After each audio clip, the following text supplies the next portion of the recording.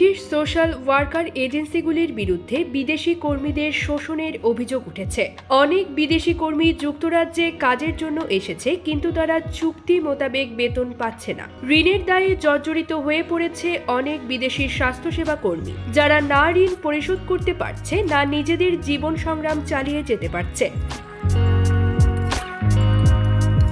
11টি বিভিন্ন কেয়ার প্রোভাইডারদের জন্য কাজ করা কয়েক ডজন লোক ব্রিটিশ সংবাদ মাধ্যম দ্য গার্ডিয়ানকে বলেছে, তারা ইউকে কেয়ার হোমসে কাজ পাওয়ার জন্য এজেন্টদের ঘুষ প্রদান করেছে। তাদের সাথে এজেন্টদের চুক্তি ছিল কাজ পাইয়ে দেওয়া, কিন্তু বেশিরভাগ ক্ষেত্রেই কোনো কাজ দেওয়া হতো না। অনেক বিদেশি কর্মী জানান, এখনও তারা তাদের নিজ দেশে বিশাল ঋণের বোঝা পরিশোধের জন্য চাপে রয়েছেন। নিজেদের জীবন বাঁচাতে ন্যূনতম মজুরির নিচে কাজ করে জীবন সংগ্রাম চালিয়ে যাচ্ছেন তারা। আগামী মাসে সাধারণ নির্বাচনে কারা জয়লাভ করবে সেটার উপর অনেক কিছু নির্ভর করছে বলে মতামত জানিয়েছেন বিশেষজ্ঞরা। বিশেষজ্ঞরা জানিয়েছেন, টোরি ইমিগ্রেশন আইনে অনেক পরিবর্তন নিয়ে এসেছে, যার মধ্যে রয়েছে কেয়ার ওয়ার্কারদের পরিবার নিয়ে আসায় নিষেধাজ্ঞা। বিশেষজ্ঞরা বলেন, পরিবার আনার ক্ষেত্রে নিষেধাজ্ঞার কারণে বিদেশি শ্রমিকেরা আরও বেশি বিপদে পতিত হয়েছেন। উভয়েই কাজ করার সুযোগ থাকায় একটি সংসার স্বাচ্ছন্দ্যে চলতে পারে, যা বন্ধ করে দেয় বর্তমান সরকার।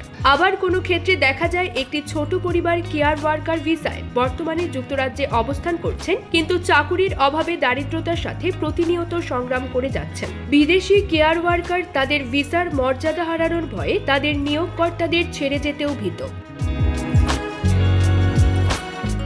রয়্যাল কলেজ অফ নার্সিং যুক্তরাজ্যের বড় 3টি দলের কাছে চিঠি লিখেছে।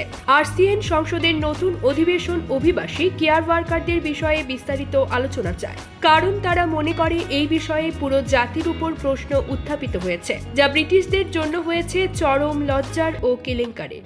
RCN এর ভারপ্রাপ্ত সাধারণ সম্পাদক অধ্যাপক নিকোলা রেঞ্জার বলেন, অভিবাসী কেয়ার ওয়ার্কারদের উপর শোষণ চালানো হলো চরম লজ্জার এবং এই ধরনের ঘটনার জন্য দায়ী যুক্তরাজ্যের ভুল ব্যবস্থাপনা।